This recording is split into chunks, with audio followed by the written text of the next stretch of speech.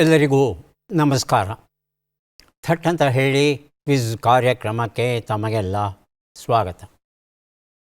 ವಿದ್ಯಾರ್ಥಿಗಳಿಗಾಗಿ ಒಂದು ವಿಶೇಷ ಕ್ವಿಜ್ ಕಾರ್ಯಕ್ರಮ ನಡೆಸ್ಕೊಡ್ತಾ ಇದ್ದೇವೆ. ಈ ಕಾರ್ಯಕ್ರಮದಲ್ಲಿ ಭಾಗವಹಿಸೋದಕ್ಕೆ ಬೆಂಗಳೂರಿನ ಜಿಂದಾಲ್ ಪಬ್ಲಿಕ್ ಸ್ಕೂಲಿಂದ ವಿದ್ಯಾರ್ಥಿಗಳು ಆಗಮಿಸಿದ್ದಾರೆ. ತಮ್ಮೆಲ್ಲರ ಪರವಾಗಿ ಈ ವಿದ್ಯಾರ್ಥಿಗಳನ್ನು ಇವತ್ತಿನ ಕಾರ್ಯಕ್ರಮಕ್ಕೆ ಸ್ವಾಗತಿಸ್ತಾ ಇದ್ದೇವೆ. ಅವರ ಪರಿಚಯ ಮಾಡಿಕೊಂಡು ಕಾರ್ಯಕ್ರಮವನ್ನು ಮುಂದುವರಿಸೋಣ. ಮೊದಲ ತಂಡದ ಪರಿಚಯ. ನನ್ನ ಹೆಸರು ಶಿವಾನಿ, 10ನೇ ತರಗತಿಯಲ್ಲಿ ಓದುತ್ತಿರುವ ವಿದ್ಯಾರ್ಥಿನಿ. ನನ್ನ ಹೆಸರು ಲಿಖಿತಾಸಿ, ನಾನು 10ನೇ ತರಗತಿಯಲ್ಲಿ ಓದುತ್ತಿರುವ ವಿದ್ಯಾರ್ಥಿನಿ. ಮೊದಲನೇ ತಂಡಕ್ಕೆ ಶುಭವಾಗಲಿ, ಸ್ವಾಗತವನ್ನು ಕೋರ್ತಾ ಇದ್ದೇವೆ ತಮಗೆ. ಎರಡನೇ ತಂಡ. ನನ್ನ ಹೆಸರು ಸುಜಲ್ರಾಮ್ ಬಿಜೆ, ನಾನು 10ನೇ ತರಗತಿಯಲ್ಲಿ ಓದುತ್ತಿರುವ ವಿದ್ಯಾರ್ಥಿ. ನಮಸ್ಕಾರ, ನನ್ನ ಹೆಸರು ದಿಯಾ, ನಾನು 10ನೇ ತರಗತಿಯಲ್ಲಿ ಓದುತ್ತಿರುವ ವಿದ್ಯಾರ್ಥಿನಿ.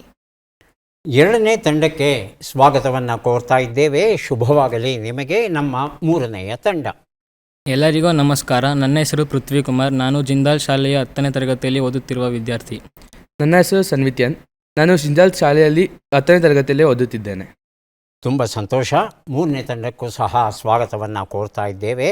ಶುಭವಾಗಲಿ ತಮಗೆ. ಮೂರೂ ತಂಡಗಳು ಸಿದ್ಧವಾಗಿದ್ದರೆ ಕಾರ್ಯಕ್ರಮ ಆರಂಭಿಸೋಣ. ಮೊದಲಿಗೆ ನಿಯಮಗಳನ್ನು ಒಂದು ಸಲ ನೋಡಿಬಿಡೋಣ. ಒಟ್ಟು 10 ಪ್ರಶ್ನೆಗಳು. ಮೊದಲು ಬಜರ್ ಒತ್ತಿದವರಿಗೆ ಉತ್ತರ ನೀಡುವ ಅವಕಾಶ. ಪ್ರತಿ ಸರಿ ಉತ್ತರಕ್ಕೆ ಒಂದು ಪುಸ್ತಕ ಬಹುಮಾನ.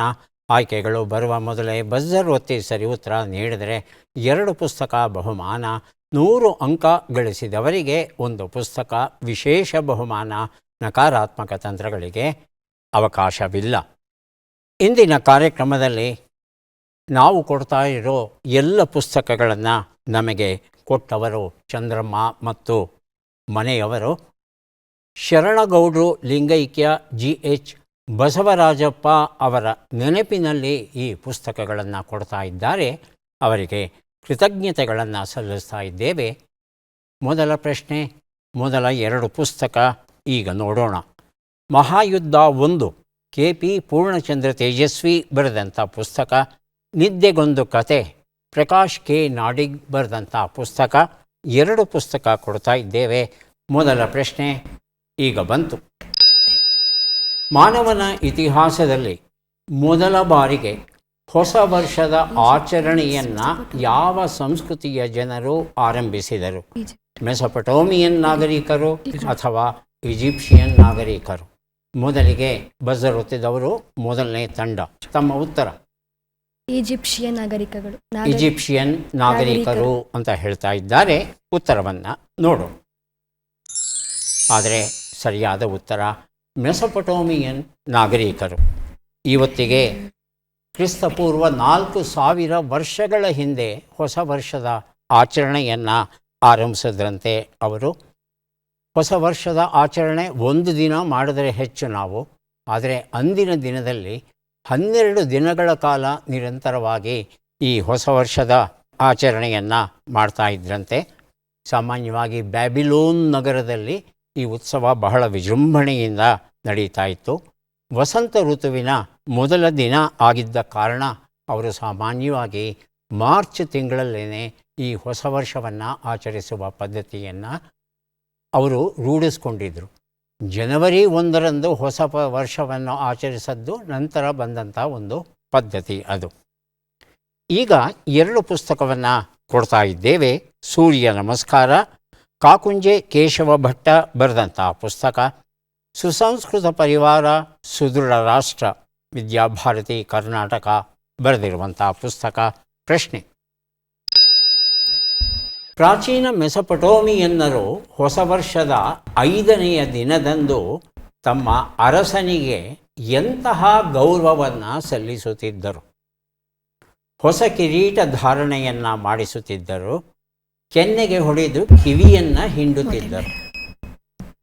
ಮೊದಲಿಗೆ ಮೂರನೇ ತಂಡ ಬರೆದಿದ್ದಾರೆ. Option A. ಒಬ್ಬರು ಹೇಳಿ. ಆಪ್ಷನ್ ಎ ಅಂದರೆ ಹೊಸ ಕಿರೀಟ ಧಾರಣೆಯನ್ನು ಮಾಡಿಸ್ತಾ ಇದ್ರು ಅಂತ. ಉತ್ತರವನ್ನು ನೋಡು. ಸರಿಯಾದ ಉತ್ತರ ಕೆನ್ನೆಗೆ ಹೊಡೆದು ಕಿವಿಯನ್ನು ಹಿಂಡ್ತಾ ಇದ್ದರು ಅನ್ನೋದು ಸರಿಯಾದ ಉತ್ತರ. ಆಶ್ಚರ್ಯ ಆಗುತ್ತೆ ನಮಗೆ.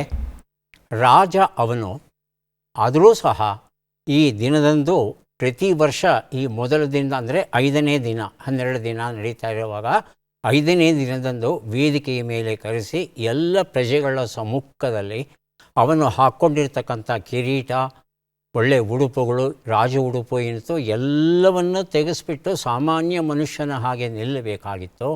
ಆಗ ಕೆನ್ನೆಗೆ ಬಾರಿಸಿ ಅವನ ಕಿವಿಯನ್ನು ಹಿಂಡ್ತಾ ಇದ್ರಂತೆ ಪುರೋಹಿತರು. ಯಾಕೆ ಅಂದರೆ ರಾಜ್ಯಭಾರ ಮಾಡೋದು ಅಷ್ಟು ಸುಲಭ ಅಲ್ಲ. ಎಲ್ಲವನ್ನೂ ಸರಿಯಾದ ರೀತಿಯಲ್ಲಿ ತೀರ್ಮಾನ ತಗೊಂಡಿದ್ದೇನೆ ಅಂತ ಹೇಳಲಿಕ್ಕೆ ಸಾಧ್ಯ ಇಲ್ಲ. ಹಾಗಾಗಿ ರಾಜನಿಗೆ ಒಂದು ತನ್ನನ್ನು ತಾನೇ ಹುಡುಕಿಕೊಳ್ಳುವ, ವಿಶ್ಲೇಷಣೆ ಮಾಡಿಕೊಳ್ಳೋದಕ್ಕೊಂದು ಅವಕಾಶ. ಏನಾದರೂ ತಪ್ಪುಗಳನ್ನು ಮಾಡಿದರೆ, ತೀರ್ಮಾನವನ್ನು ಸರಿಯಾಗಿ ತಗೊಳ್ಳದೇ ಇದ್ದರೆ ನಿನಗೆ ಶಿಕ್ಷೆ ಆಗಬೇಕಾಗಿತ್ತು, ಆಗ ಆಗಿರಲಿಲ್ಲ, ಈಗ ಕೊಡ್ತಾ ಇದ್ದೇವೆ, ಮುಂದಿನ ವರ್ಷ ಆದರೂ ನ್ಯಾಯ ನೀತಿ ಧರ್ಮದಿಂದ ರಾಜ್ಯಭಾರವನ್ನು ಮಾಡಬೇಕು ಅನ್ನೋ ಸಂದೇಶವನ್ನು ರಾಜನಿಗೂ ಕೊಡ್ತಾ ಇದ್ರಂತೆ ಮೆಸೊಪೊಟೇಮಿಯನ್ ಸಂಸ್ಕೃತಿಯಲ್ಲಿ. ಮುಂದೆ 2 ಪುಸ್ತಕ ಕೊಡ್ತಾ ಇದ್ದೇವೆ. ತಾಯಿಯ ಪವಿತ್ರ ಮಡಿಲಲ್ಲಿ ವಿದ್ಯಾಭಾರತಿ ಕರ್ನಾಟಕ ಪ್ರಕಟಿಸಿರುವ ಪುಸ್ತಕ ಯಶಸ್ಸಿನ ದಾರಿದೀಪಗಳು, ಲಕ್ಷ್ಮೀದೇವಿ ಕಮ್ಮಾರ ಬರೆದಂಥ ಪುಸ್ತಕ. ನಮ್ಮ ಪ್ರಶ್ನೆ: ಮೆಸೊಪೊಟೇಮಿಯನ್ನರು ಹೊಸ ವರ್ಷದಂದು ಯಾವ ಹೊಸ ನಿರ್ಧಾರಗಳನ್ನು ಕೈಗೊಳ್ಳುತ್ತಿದ್ದರು? ಕೃಷಿ ಉಪಕರಣ ಹಾಗೂ ಬಾಕಿಯನ್ನು ಹಿಂದಿರುಗಿಸುವಿಕೆ, ನ್ಯಾಯ ನೀತಿ ಧರ್ಮದಿಂದ ಬದುಕನ್ನು ನಡೆಸುವಿಕೆ. 2ನೆಯ ತಂಡ ಮೊದಲ ಬಾರಿಗೆ ಬರೆದಿರುತ್ತಿದ್ದಾರೆ. ನ್ಯಾಯ ನೀತಿ ಧರ್ಮದಿಂದ ಬದುಕನ್ನು ನಡೆಸುವಿಕೆ. ಉತ್ತರವನ್ನು ನೋಡೋಣ. ಕೃಷಿ ಉಪಕರಣ ಹಾಗೂ ಬಾಕಿಯನ್ನು ಹಿಂದಿರುಗಿಸುವಿಕೆ ಅನ್ನೋದು ಸರಿಯಾದ ಉತ್ತರ ಆಗಿತ್ತು. ಕೃಷಿಯನ್ನು ಮಾಡೋದಕ್ಕೆ ಬೇಕಾಗುವಂಥ ಅನೇಕ ಉಪಕರಣಗಳು ಇವೆಯಲ್ಲ, ಅದೆಲ್ಲ ದೇವರಿಂದ ತಮಗೆ ಸಂದದ್ದು, ಇದು ನನ್ನದು ಅನ್ನೋ ಹೇಳೋ ಪ್ರಶ್ನೆ ಇರಲಿಲ್ಲ. ಇದು ದೇವರು ಕೊಟ್ಟಿದ್ದಾರೆ, ಅವನಿಗೆ ವಾಪಸ್ ಕೊಡಬೇಕು. ಮತ್ತು ಅವನು ಎಷ್ಟೆಲ್ಲ ನಮಗೆ ಕೊಟ್ಟಿದ್ದಾನೆ, ಒಂದಷ್ಟು ಋಣ ನಮ್ಮ ಮೇಲಿದೆ, ಅದನ್ನು ತೀರಿಸಬೇಕು, ಈ ಒಂದು ಭಾವ ಅವರಲ್ಲಿ ಇರ್ತಿತ್ತು. ಹಾಗಾಗಿ ಈ ಹೊಸ ವರ್ಷದ ದಿನದಂದು ಏನು ಹೇಳ್ತೇವೆ, ತೀರಿಸ್ತೇನೆ ನಾನು, ಬಾಕಿಯೆಲ್ಲ ತೀರಿಸ್ತೇನೆ, ಈ ಉಪಕರಣಗಳನ್ನೆಲ್ಲ ನೀನೇನು ಕೊಟ್ಟಿದ್ದೀಯ ಕೃಷಿ ಮಾಡೋದಕ್ಕೆ, ಇದನ್ನೂ ನಿನಗೆ ನಾನು ಕೊಡ್ತೇನೆ, ಆದರೆ ಈ ವರ್ಷ ಕೃಷಿ ಮಾಡಲಿಕ್ಕೆ ಮತ್ತೆ ಬೇಕಾಗುತ್ತೆ ನನಗೆ ಉಪಕರಣಗಳು. ಹಾಗೆ ಇನ್ನೊಮ್ಮೆ ನಿನ್ನಿಂದ ನಾನು ಸಾಲವನ್ನು ಪಡೀತಾ ಇದ್ದೇನೆ ಉಪಕರಣಗಳನ್ನು ಅಂತ ಹೇಳಿ ದೇವರ ಹತ್ತಿರ ಪ್ರಾರ್ಥನೆ ಮಾಡಿ ಆ ಉಪಕರಣಗಳನ್ನು ತಗೊಂಡು ಹೋಗಿ ಕೃಷಿಯಲ್ಲಿ ತೊಡಕೋತಾ ಇದ್ರಂತೆ. ಹಾಗಾಗಿ ನಮ್ಮದು ಅನ್ನೋದು ಏನೂ ಇಲ್ಲ. ನಮ್ಮ ಹತ್ರ ಇರೋ ಎಲ್ಲವೂ ಸಹ ಆ ಪ್ರಕೃತಿ ದತ್ತವಾದದ್ದು. ಹಾಗಾಗಿ ಕೃತಜ್ಞತೆಯನ್ನು ಸೂಚಿಸಬೇಕಾದದ್ದು ನಮ್ಮ ಧರ್ಮ ಮತ್ತು ಕರ್ತವ್ಯ ಎನ್ನುವ ಉದಾತ್ತ ಧ್ಯೇಯದಿಂದ ನಡ್ಕೋತಾ ಇದ್ರಂತೆ ಮೆಸೊಪೊಟೇಮಿಯನ್ ಸಂಸ್ಕೃತಿಯ ಜನ. ಈಗ 2 ಪುಸ್ತಕ. ಕರುನಾಡ ಹುಲಿ ಧೋಂಡಿಯ ಕವೆಂ ನಾಗರಾಜ್ ಬರೆದಿರುವಂಥದ್ದು. ಇತಿ ನಿನ್ನ ಪ್ರೀತಿಯ ಅಪ್ಪ LG ನಾಗೇಶ್ರಾವ್ ಬರೆದಂಥ ಪುಸ್ತಕ ಕೊಡ್ತಾ ಇದ್ದೇನೆ. ಪ್ರಶ್ನೆ: ಈ ಅಕ್ಷರಗಳನ್ನು ಸರಿಯಾಗಿ ಜೋಡಿಸಿ. ಅಕ್ಷರಗಳು: ನ, ಹ, ಪ, ಗ್ರ, ನಿ. ಮೊದಲ ತಂಡ ಬರೆದಿರುತ್ತಿದ್ದಾರೆ. ಉತ್ತರ: ಪ್ರಾಣಿಗ್ರಹಣ.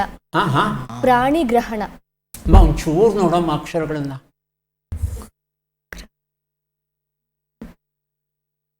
ನೀವು ಕೊಟ್ಟ ಉತ್ತರವೇ ಸರಿ ಅನ್ನೋದಾದರೆ ನಾನು ಪಾಣಿಗ್ರಹಣ. ಪಾಣಿಗ್ರಹಣ. ಏನಮ್ಮ ಎರಡಕ್ಕೂ ಅದ ವ್ಯತ್ಯಾಸ? ಪ್ರಾಣಿಗ್ರಹಣಕ್ಕೋ ಪಾಣಿಗ್ರಹಣಕ್ಕೋ ಏನು ವ್ಯತ್ಯಾಸ? ಮೊದಲು ಉತ್ತರ ನೋಡ್ಬಿಡೋಣ, ಆಮೇಲೆ ಮಾತುಕತೆ. ಉತ್ತರ ಪಾಣಿಗ್ರಹಣ. ಉತ್ತರ ಸರಿಯಾಗಿದೆ. 2 ಪುಸ್ತಕ.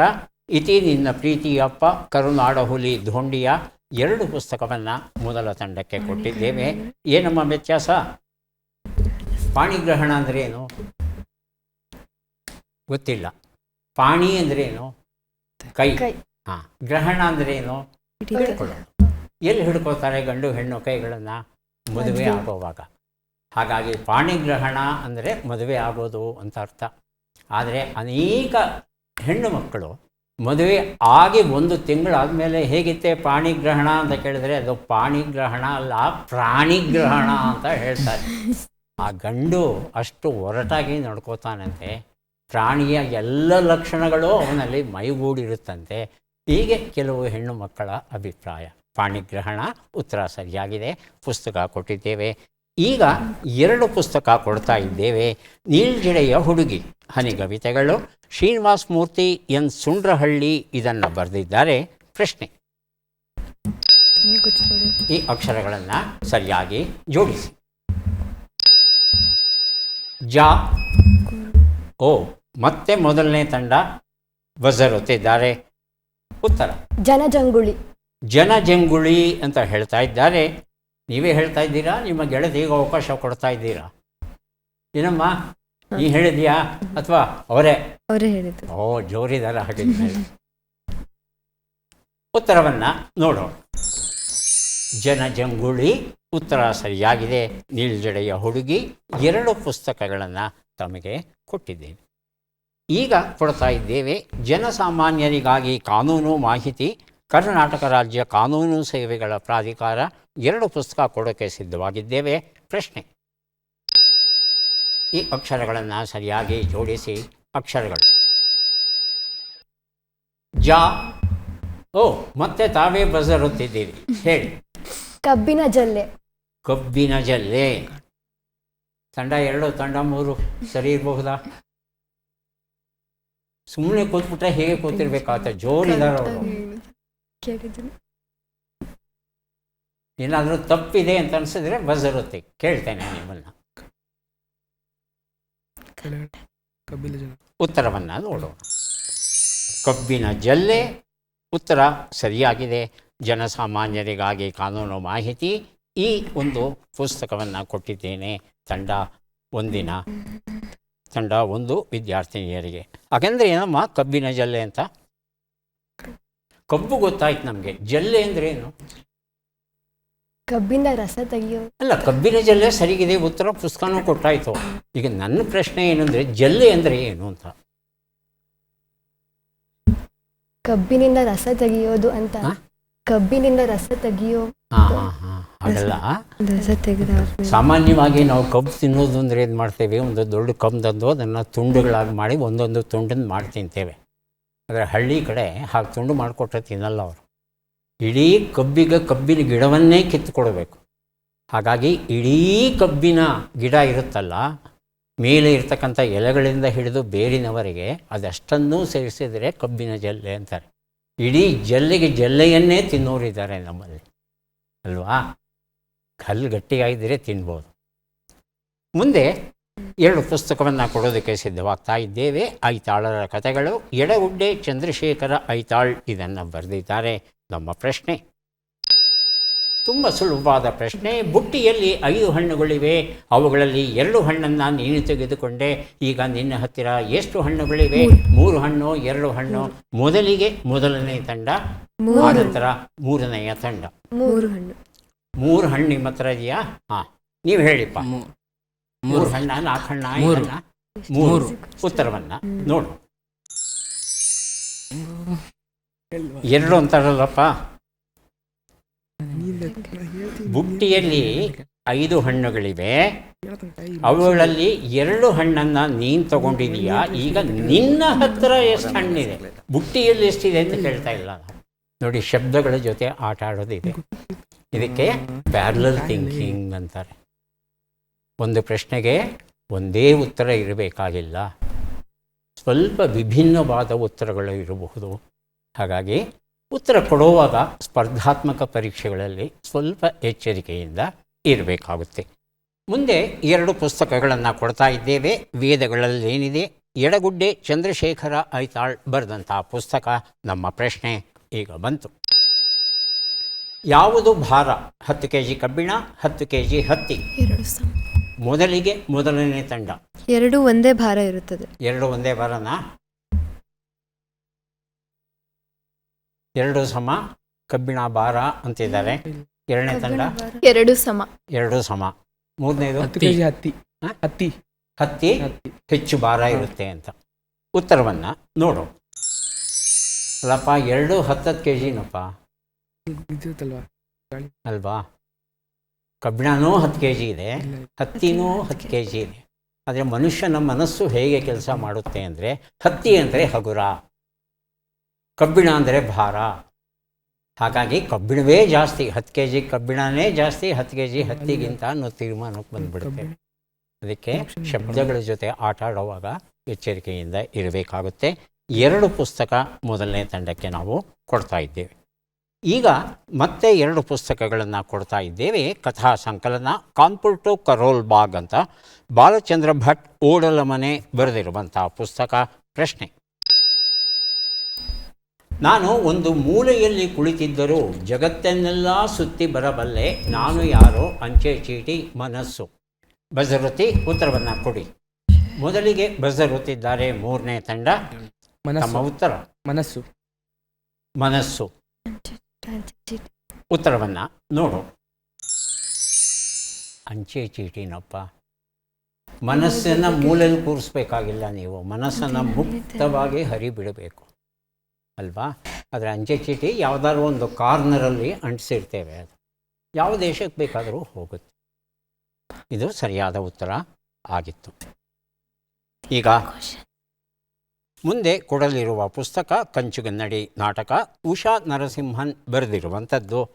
ನಮ್ಮ ಪ್ರಶ್ನೆ: ಈ ಚಿತ್ರವನ್ನು ಗುರುತಿಸಿ. ಇದು ಯಾವ ದೇಶದ ಹೊಸ ವರ್ಷದ ಆಚರಣೆಯ ಚಿತ್ರ? ಬಾಲಿ ದೇಶದ, ಚೀನಾ ದೇಶದ ತಿಳ್ಕೋಬೇಕಾಗಿದೆ. ಚಿತ್ರ ಈಗ ಬಂತು.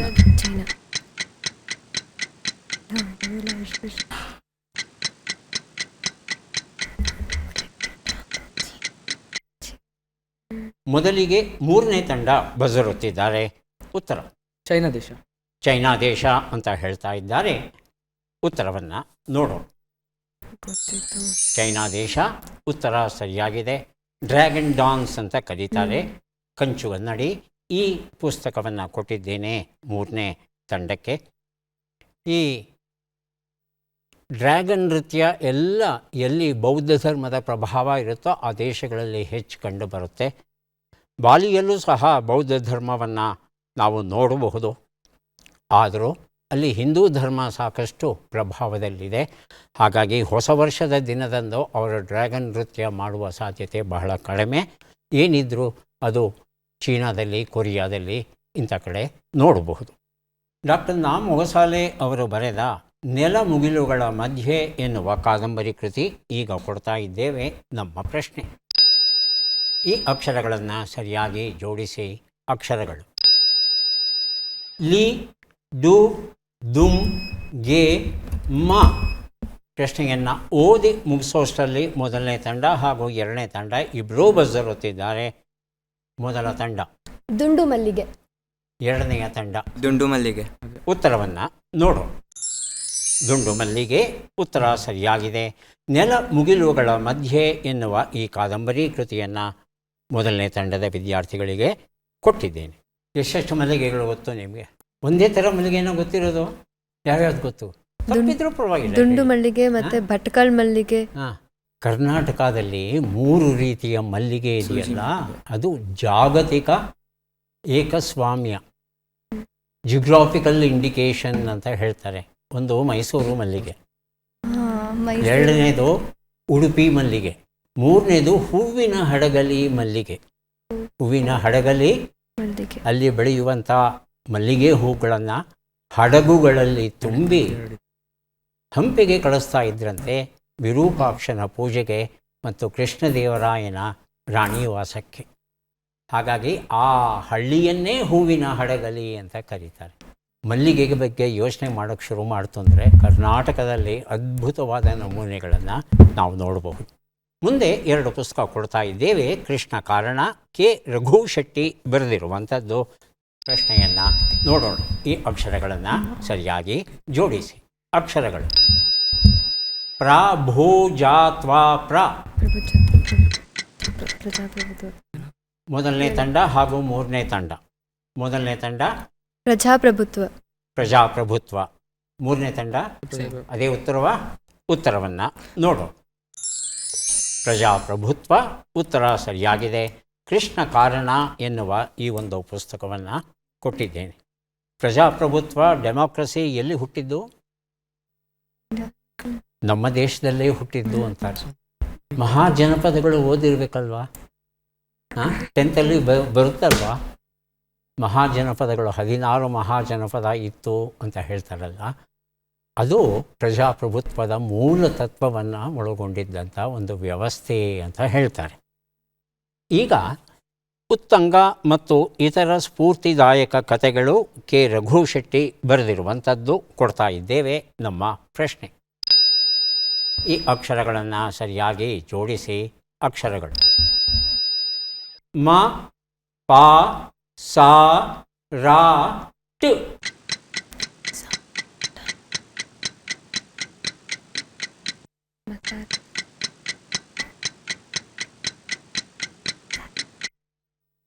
ಸಮಯ ಮುಗೀತು.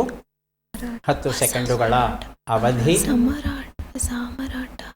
ಒಂದು ಸುಳುಹು ಕೊಡ್ತೇನೆ 3 ತಂಡಕ್ಕೆ. ಯಾವ ಹುಡುಗ ಸಿಕ್ಕಾಪಟ್ಟೆ ತಿಂತಾನೋ ಅವನಿಗೆ ಈ ರೀತಿ ರೇಗಿಸ್ತಾರೆ. ಅರ್ಧ ತಮಿಳು ಅರ್ಧ ಕನ್ನಡದ ಪ್ರಭಾವ ಉಂಟು. ಗೊತ್ತಾಗ್ತಾ ಇಲ್ವಾ? ಉತ್ತರವನ್ನು ಕೊಡಿ ಅಂದರೆ ಕೊಡ್ತೇನೆ. ಪ್ರಯತ್ನಿಸೋದಾದರೆ ಪ್ರಯತ್ನಿಸಬಹುದು. ಉತ್ತರವನ್ನು ನೋಡೋಣ. ಸಾಪಾಟ್ರಾಮ ಅನ್ನೋದು ಸರಿಯಾದ ಉತ್ತರ ಆಗಿದೆ. ಸಾಪಾಟ್ ಅನ್ನೋ ಶಬ್ದವನ್ನು ತಮಿಳಲ್ಲಿ ಹೆಚ್ಚು ಬಳಸ್ತಾರೆ, ಕನ್ನಡದಲ್ಲೂ ಉಂಟು. ಸಾಪಾಟ್ ರಾಮ ಅಂದರೆ 3 ಹೊತ್ತು ಊಟದ ಬಗ್ಗೆ ಆಲೋಚನೆ ಮಾಡುವಂಥ ಹುಡುಗರಿಗೆ ತಮಾಷೆಯಾಗಿ ರೇಗಿಸೋದುಂಟು. ಸಾಪಾಟ್ರಾಮ, ಏನೋ ಸಾಪಾಟ್ರಾಮ, ಏನೇನು ತಿನ್ಕೊಂಬಂದೆ? ತರಗತಿಯಲ್ಲೇ ಎಷ್ಟು ಸಲ ನಮ್ಮ ಗೆಳೆಯರಿಗೆ ನಾವು ರೇಗಿಸ್ತಾ ಇದ್ವಿ. ಸಾಪಾಟ್ರಾಮ ಸರಿಯಾದ ಉತ್ತರ. ಈಗ ಯಾರಿಗೆ ಎಷ್ಟೆಷ್ಟು ಪುಸ್ತಕಗಳು ಬಂದಿವೆ ಅದನ್ನು ನೋಡುವ ಕ್ಷಣ ಬಂತು. ಮೊದಲನೇ ತಂಡಕ್ಕೆ ಸಿಗುತ್ತಾ ಇದೆ 2, 4, 6, 8, 10, 12 120 ಅಂಕಗಳನ್ನು ಗಳಿಸಿದ್ದೀರಿ. ಅಂದರೆ ತಲಾ 60 ಅಂಕಗಳು. 6 ಪುಸ್ತಕಗಳನ್ನು ಗೆದ್ದಿದ್ದೀರಿ. ಕಾರ್ಯಕ್ರಮದಲ್ಲಿ ಭಾಗವಹಿಸಿದ್ದಕ್ಕೆ ಧನ್ಯವಾದಗಳು. ದಯವಿಟ್ಟು ಪುಸ್ತಕಗಳನ್ನು ಸ್ವೀಕರಿಸಿ. ಒಳ್ಳೆಯದಾಗಲಿ.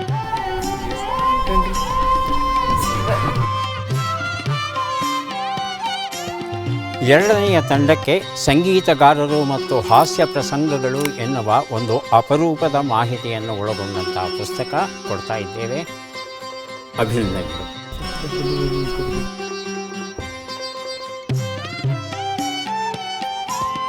ಮೂರನೆಯ ತಂಡಕ್ಕೆ ಕಂಚುಗನ್ನಡಿ ನಾಟಕದ ಪುಸ್ತಕ ಉಷಾ ನರಸಿಂಹನ್ ಬರೆದಿರುವಂಥದ್ದು. ತಗೊಳ್ಳಿ.